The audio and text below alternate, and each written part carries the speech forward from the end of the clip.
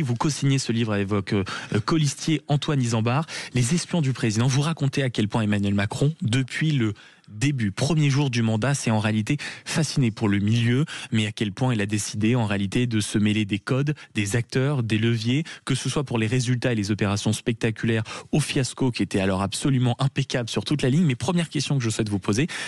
comment on écrit un tel livre? C'est-à-dire à quel moment on se dit, bien sûr, il faut s'intéresser aux espions du président? C'est une bonne question. Alors avec Antoine Isambard, mon co-auteur, on est en soi des journalistes spécialisés sur la matière, donc on navigue un peu dans ce monde un peu en permanence. Nous, on est vraiment parti du constat, parce qu'on a aussi un peu de bouteilles et autres, qu'il y avait vraiment un côté nouveau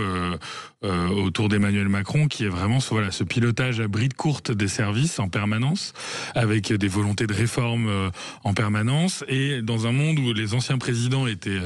soit très rétifs, soit vraiment très informels avec leurs services, et où lui, en fait, a vraiment bordé les choses avec le Conseil de défense nationale à l'Élysée, avec beaucoup de réunions, avec beaucoup de demandes de notes et beaucoup de retours de notes. Et ça, c'est vrai que c'est quelque chose qui était assez inédit et qu'on s'est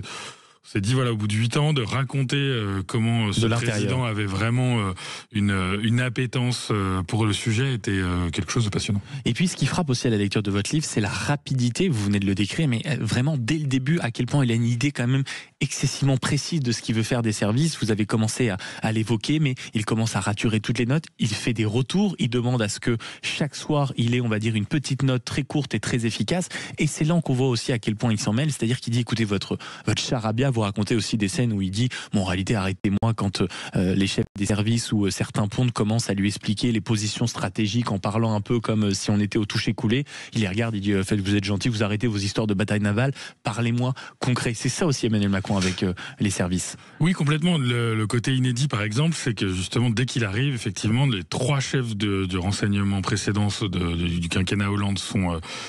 globalement limogé, et il nomme vraiment son équipe, ce qui est assez immédiatement dans le premier mois, et ce qui est assez effectivement inédit, alors que d'habitude la tradition entre présidents est plutôt plus ou moins les nominations tranquilles. Voilà, dans l'année, dans les 2 ans qui viennent et autres. Là, il y a une volonté notamment marquée par l'antiterrorisme. Il faut se souvenir de l'époque aussi en 2017 où effectivement la menace principale restait de l'État islamique, restait les attentats en France d'origine djihadiste. Donc c'était aussi par l'antiterrorisme qui s'est dit, ok, parce qu'il était quand même pas totalement nouveau dans l'administration, il était à Bercy avant, il était à l'Élysée, donc il a vu aussi des lacunes, les guerres de chapelle, tout ce qui sous le quinquennat Hollande aussi avait été marqué à partir de 2015 par les attentats, et donc c'est par l'antiterrorisme d'abord qu'il arrive à se saisir et à pétrir cette matière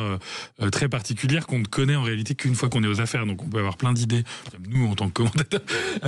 quand on est à l'extérieur, mais il y a vraiment qu'une fois qu'on a les mains dans le cambouis qu'on se rend vraiment compte de là où on est bon, de là où il y a des vraies failles.